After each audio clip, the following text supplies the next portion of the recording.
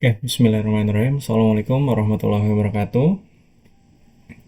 Hari ini kita memasuki pertemuan ke-10 pada mata kuliah Ekofisiologi Tanaman dengan pembahasan mengenai tentang analisis pertumbuhan tanaman. Nah, apa itu analisis? Analisis itu adalah mengamati aktivitas objek dengan cara mendeskripsikan komposisi objek dan menyusun kembali komponen-komponennya untuk dikaji atau dipelajari secara detail. Jadi maksud dari analisis itu merupakan pengamatan aktivitas objek yang dikaji atau dipelajari secara detail. Terus apa itu analisis pertumbuhan tanaman? Analisis pertumbuhan tanaman itu merupakan suatu metode untuk mengamati aspek-aspek pertumbuhan tanaman. Nah, jadi dia mengamati tentang aspek-aspek dalam pertumbuhan tanaman seperti intensitas cahaya, daun dan lain-lain. Terus apa tuh pertumbuhan itu bisa diukur? Ya, pertumbuhan itu bisa diukur karena pertumbuhan itu bersifat irreversible. Jadi pertumbuhan itu nggak bisa balik. Beda dengan perkembangan. Perkembangan itu bersifat reversible. Jadi dia bisa balik terus berulang-ulang. Sebagai contoh, misal pada tanaman jagung, kita bisa lihat tanaman jagung tumbuh dan berkembang mulai dari kecil, tinggi. Nah, jadi dia kan bisa terus menerus tinggi dan daunnya tuh pun terus melebar gitu, terus besar gitu ya. Jadi dia nggak bisa balik gitu. Jadi si jagung tuh nggak bisa balik lagi ke kecil atau daunnya mengecil juga gitu. Beda dengan perkembangan sebagai contoh di tanaman hortikultura ya, tanaman bunga-bunga atau anggrek gitu, dia bisa berbunga, terus bunganya mati, bisa berbunga lagi, bunganya mati. Nah, itu masuk dalam perkembangan.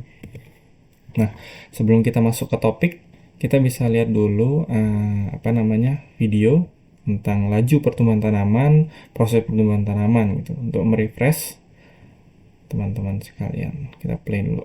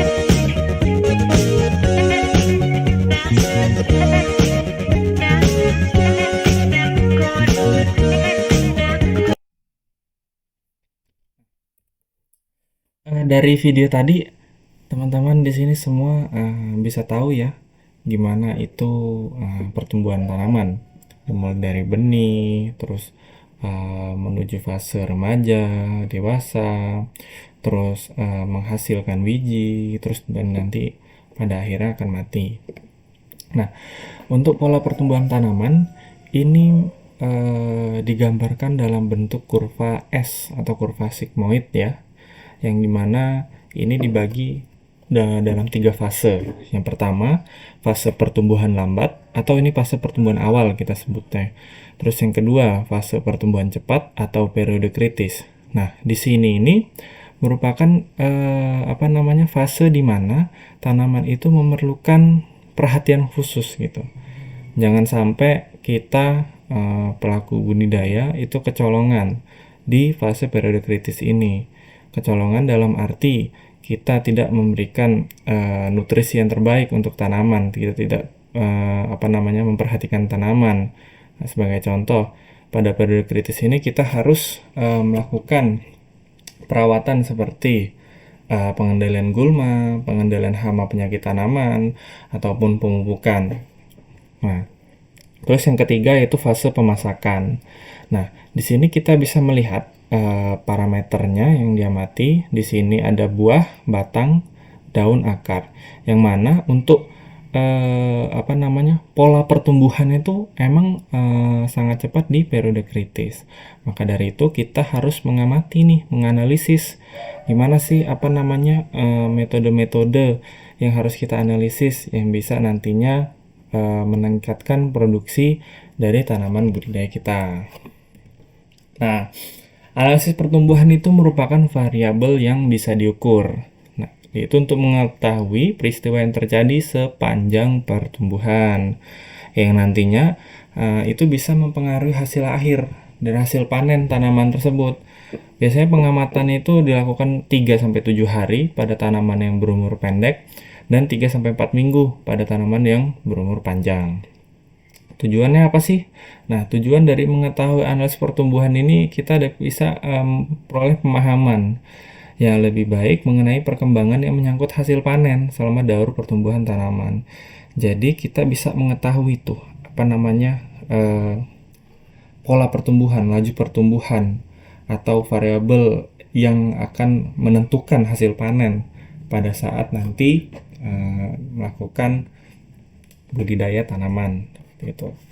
Terus pengamatan atau pengukurannya. Nah, kita bisa mengamati luas daun, kita bisa mengamati klorofil, kita bisa mengamati bobot kering tanaman, intensitas cahaya matahari, jumlah pada bagian tanaman, dan komponen hasil tanaman. Yang pertama, itu metode pengukuran luas daun. Nah, ini fungsinya itu untuk mengetahui peningkatan pertumbuhan dan bobot kering tanaman yang diaktualisasikan dalam peningkatan indeks luas daun dan laju pertumbuhan tanaman yang erat kaitannya dengan hasil panen. Jadi ada 4 metodenya nih. Ada metode gravimetri, metode kertas milimeter, metode penggunaan software, dan metode penggunaan alat. Pada metode gravimetri ini, kalau teman-teman semua pernah praktikum pada saat SMA itu ya, jadi kita menaksirkan atau mengira berat luasan suatu daun itu melalui berat dari jiplakan daun. Sebagai contoh, kita memiliki kertas A4 ukuran 10 x 10 cm. Nah, kertas itu kita timbang dan kita catat bobotnya. Jadi kita udah dapat 2 data tuh. Luas kertas yaitu 10 x 10 100 cm persegi. Nah, terus sama si berat kertas itu. Nah, terus yang step selanjutnya itu kita menjiplak daun. Kita ambil daun yang mau kita ukur luasnya, kita jiplak di kertas, terus kita kita gambarkan, itu kita jiplak ya, kita gunting. Nah, guntingnya menyerupai daun tersebut. Nah, daun tersebut kita timbang tuh berapa beratnya. Kita udah dapat data berat daun, berat kertas, sama luas kertas. Makanya kita masukkan ke rumusnya, rumus untuk mencari luasan daun melalui metode gravimetri, yaitu leaf area sama dengan leaf weight dikali paper area per paper weight. Jadi luas daun itu didapat dari berat daun dikali luasan kertas dibagi berat kertas. Jadi dapat hasilnya berapa. Yang kedua, metode kertas milimeter. Nah, di sini mungkin pernah juga praktikum mata pelajaran IPA ya pada pelajaran SMP ataupun SMA. Jadi di sini kita menjiplak daun di kertas milimeter blok biasanya. Nah, jadi kita jiplak itu si daun ke kertas, kita jiplak untuk bagian terluarnya, dan di dalamnya kita arsir. Nah, terus di dalamnya itu kita hitung tuh. Misalnya dia arsirannya dapat 1 kotak, kita hitung 1, setengah, setengah. Nah, terus kita jumlahkan semua yang kena daerah arsiran gitu. Makanya bisa ditentukan tuh berapa luasan si daun tersebut. Yang ketiga, metode penggunaan software. Nah, ini memanfaatkan hasil foto atau scan. Jadi kita bisa mengetahui luasan suatu daun itu dengan cara memfoto daun tersebut atau men-scan daun tersebut di printer ya. Nah, sebagaimana kita ketahui kan foto sama printer itu kan kita tahu ada resolusi atau DPI ya. Nah, atau dot per inch. Nah, di situ dari data itu kita bisa mengetahui tuh gimana caranya menganalisisnya dengan bantuan software Irfan View atau ImageG. Nah, biasanya dipakai itu untuk mengukur luasan daun. Yang keempat, ini metode yang sangat simpel, yaitu menggunakan alat. Jadi ada alat namanya leaf area meter atau likor ya. Nah, jadi dengan cara dia menjepit pangkal daun, misalnya daun dijepit, digeser menuju ke ujung daun. Nah, setelah selesai, nanti kelihatan tuh di alatnya berapa luasan daunnya gitu. Nah, itu bisa sebagai metode yang lebih cepat ya. Terus yang kedua, kita metode pengukuran klorofil pada daun. Nah, sebagaimana diketahui, klorofil ini kan erat kaitannya dengan fotosintesis ya. Nah, jadi kandungan klorofil ini juga bisa digunakan sebagai indikator yang nggak langsung dari tingkatan nitrogen dalam pupuk untuk mencegah over pemupukan gitu. Jadi sebagaimana contohnya kita ketahui jika suatu tanaman itu menunjukkan gejala daunnya kuning, jadi kita bisa mengetahui itu tanaman kurang N gitu. Atau tanaman daunnya itu sangat hijau. Nah, terus sampai layu. Nah, itu kita bisa menyimpulkan bahwa tanaman tersebut itu kelebihan N gitu. Ini bisa diukur dengan menggunakan alat klorofilmeter SPAD. Caranya sama, hanya saja ini tidak digeser dari pangkal ke ujung daun, namun kita hanya menjepit si alat klorofilmeter SPAD ini ke daun. Dijepit biasanya dijepit pada 3 tempat ya, misal satu daun tempat sini, dijepit di sini, di tengah sama di ujung biasanya gitu. Terus selanjutnya metode pengukuran bobot kering. Nah, bobot kering tanaman ini sangat penting. Kenapa? Karena kita ingin melihat suatu metabolisme tanaman. Nah, sebagaimana kita ketahui 80% dari metabolisme tanaman itu, biomasa tanaman itu dihasilkan dari bobot kering gitu. Gimana cara ngukurnya? Nah, sebagai contoh kita mengukur daun atau batang atau akar ya. Nah, itu kita kelompokkan. Yang mana yang mau kita hitung bobot keringnya dengan cara dilakukan pengeringan. Nah, di sini direkomendasikan menggunakan oven. Kenapa? Karena kita bisa mengatur suhunya secara konstan gitu. Kita atur suhu 80 derajat. Nah, dia akan konstan suhunya itu 80 derajat dan waktunya biasanya itu selama 48 jam. Setelah kita keringkan, itu bisa kita timbang dengan timbangan yang ketelitian itu 2 angka di belakang koma dalam satuan gram ya. Mungkin bisa juga kita menggunakan timbangan analitik 4 angka di belakang koma apabila organ yang ingin kita amati itu sangat kecil gitu ya, tergantung mana. Nah, selanjutnya metode pengukuran intensitas cahaya matahari. Nah, sebagaimana kita ketahui, cahaya matahari merupakan sumber energi utama bagi fotosintesis. Nah, jadi dengan mengetahui apa namanya intensitas cahaya mataharinya, kita bisa mengetahui nih, bisa menyimpulkan bahwa si tanaman ini dia mendapatkan intensitas cahaya matahari yang cukup. Nah, jadi fotosintesis yang dialami oleh si tumbuhan ini itu dapat berjalan secara optimal. Apabila misalnya dia tidak memperoleh intensitas cahaya matahari yang cukup, jadi fotosintesis yang terjadi itu tidak berjalan secara optimal. Nah, ini kita bisa mengukurnya dengan cara menggunakan alat luxmeter ya. Caranya sama, yaitu tinggal ditempelkan juga ke daun. Jadi nanti keluar angkanya berapa gitu, intensitas cahaya. Nah, terus selanjutnya jumlah bagian tanaman dan komponen hasil. Ini fungsinya kita mengetahui pertumbuhan dan perkembangan tanaman yang berkorelasi dengan hasil produksi. Nah, dari hasil pertumbuhan dan perkembangan itu, seperti jumlah bagian tanaman, kita mengukur tinggi tanaman, jumlah daun. Nah, itu apa sih korelasinya dengan hasil produksi gitu. Nah, contoh di padi kan kita menghitung jumlah malai, jumlah biji per malai, terus pada hasil produksinya kita hitung tuh bobot 1000 butir biji pada padi. Pada karet, volume latex, ada rendemen. Pada tanaman teh kita bisa hitung jumlah pucuknya berapa, terus bobot per pucuknya berapa gitu. Jadi semacam itu. Nah, kita masuk ke analisis. Yang pertama, laju pertumbuhan tanaman atau growth rate. Ini apa? Produksi biomasa per satuan waktu, gram per hari. Rumusnya yaitu GR sama dengan bobot kering pengamatan kedua dikurangi bobot kering pengamatan pertama dibagi waktu pengamatan kedua dikurang waktu pengamatan pertama. Nah, sebagai contoh, jika kita dapat hasil growth rate-nya itu 100 gram per hari, itu menunjukkan bahwa penambahan biomasa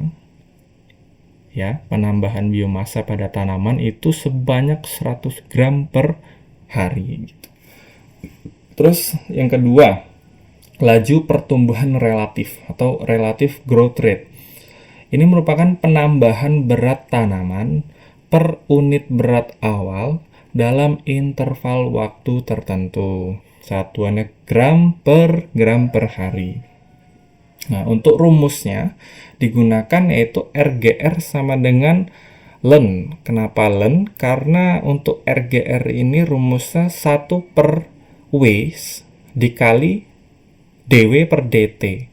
Nah, karena 1 per W dalam statistik itu kita menggunakan Len gitu ya. Jadi rumusnya sama dengan Len W2 min Len W1 per T2 min T1. Jadi apa sih perbedaannya untuk GR dan RGR ini? Nah, jadi pertumbuhan tanaman itu kan bukan linear ya, melainkan berbentuk seperti kurva S. Nah, seperti yang tadi kita bahas kurva sigmoid ya. Jadi pertambahan biomasa tanaman per satuan waktu itu nggak konstan, tapi tergantung pada berat awal tanaman juga gitu. Makanya di sini penggunaan bibit yang baik atau penggunaan benih yang baik itu sangat penting karena mempengaruhi juga tuh pertambahan biomasanya yang terjadi nantinya. Oke, selanjutnya net assimilation rate atau NAR. Apa sih? Ini merupakan kemampuan daun menghasilkan karbon reduksi yang digunakan untuk membentuk biomasa tanaman.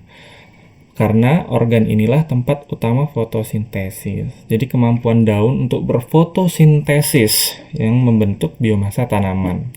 Jadi kemampuan daun ini bisa bergantung pada luas daun.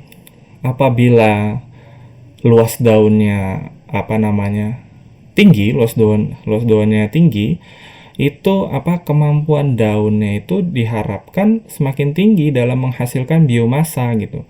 Karena si daun itu lebih tinggi menyerap cahaya matahari untuk sebagai bahan utama fotosintesis. Nah, gimana cara mengetahui nilai NAR-nya? Nah, kita bisa menggunakan rumus nar sama dengan W2 min W1 dikalikan ln A2 min ln A1 per T2 min T1 dikalikan A2 min A1. Kita menggunakan rumus ini apabila hubungan antara W atau berat tanaman dan luas daun atau A itu linear. Biasanya kita gunakan pada fase vegetatif atau fase kritis. Nah, sedangkan untuk rumus selanjutnya yaitu nar sama dengan 2 kali W2 min W1 per A2 plus A1 dikalikan T2 min T1. Nah, ini dilakukan apabila berat tanaman dengan luas daun tidak linear. Apa maksudnya? Nah, jadi ini digunakan pada fase generatif, yang mana daun itu mulai mengering, mulai rontok. Nah, ini fase-fase ini terjadi pada saat sebelum panen gitu ya. Makanya daunnya itu udah mulai mengering dan rontok, jadi nggak linear dengan berat tanaman yang semakin berat gitu. Nah, jadi ini semua dua rumus ini tergantung pada pengamatan dilakukan pada fase apa. Apabila pada fase vegetatif bisa dilakukan pada rumus nar yang pertama. Apabila pengamatan dilakukan pada fase generatif digunakan rumus nar yang kedua. Oke, bisa tolong jelaskan apa isi dari tabel berikut nih? Kita sudah tahu relative growth rate dan net assimilation rate. Relative growth rate, laju pertumbuhan relatif. Net assimilation rate itu laju asimilasi bersih. Nah, kemampuan daun untuk berfotosintesis menghasilkan biomasa. Nah, jadi pada tanaman jagung itu nar yang dihasilkan sebesar 152 gram per sentimeter persegi per minggu. Jadi tanaman jagung ini menghasilkan biomasa sebesar 152 gram per sentimeter persegi daun per minggu. Jadi bisa dibayangkan itu betapa pesatnya penambahan laju biomasanya ya dibandingkan dengan jeruk. Jeruk hanya 18 gram per sentimeter persegi per minggu. Itulah mengapa tanaman jagung itu lebih cepat tumbuh dan berkembang dibandingkan tanaman jeruk. Nah, karena kemampuan daun untuk menyerap intensitas cahaya matahari untuk fotosintesis yang menghasilkan biomasa itu lebih tinggi pada tanaman jagung dibandingkan tanaman jeruk.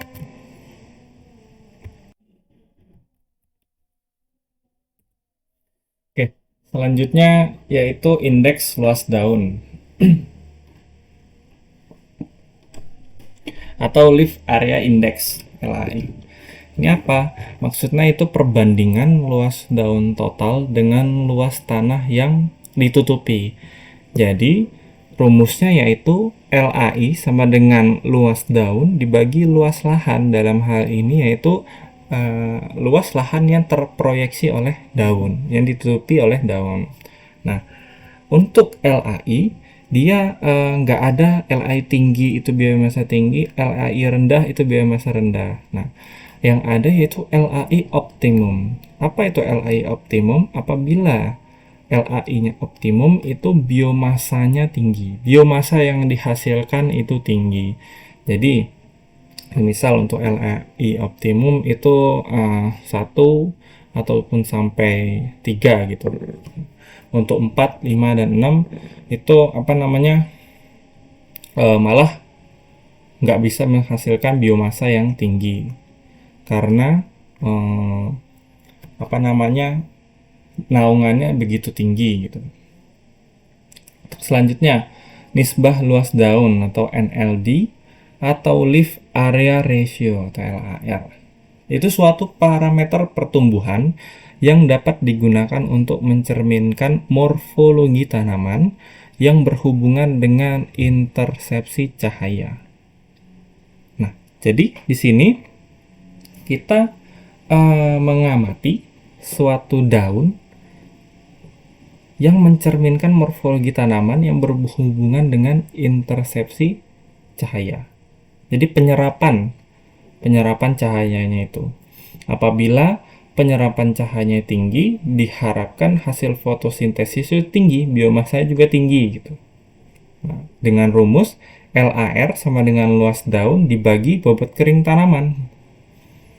Jadi gitu, kemampuan si daun untuk mencerminkan morfologi tanaman.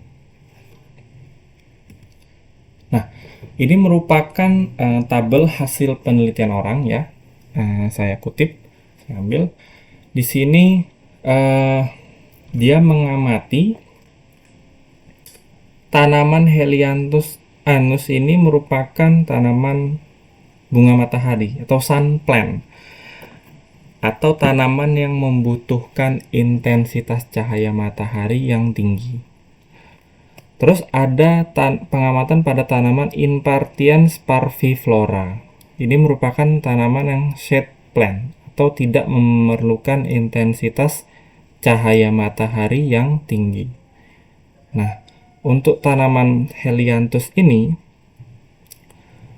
pada pengamatan NAR dan RGR itu nilainya selalu turun, sama dengan Inpartiens parviflora.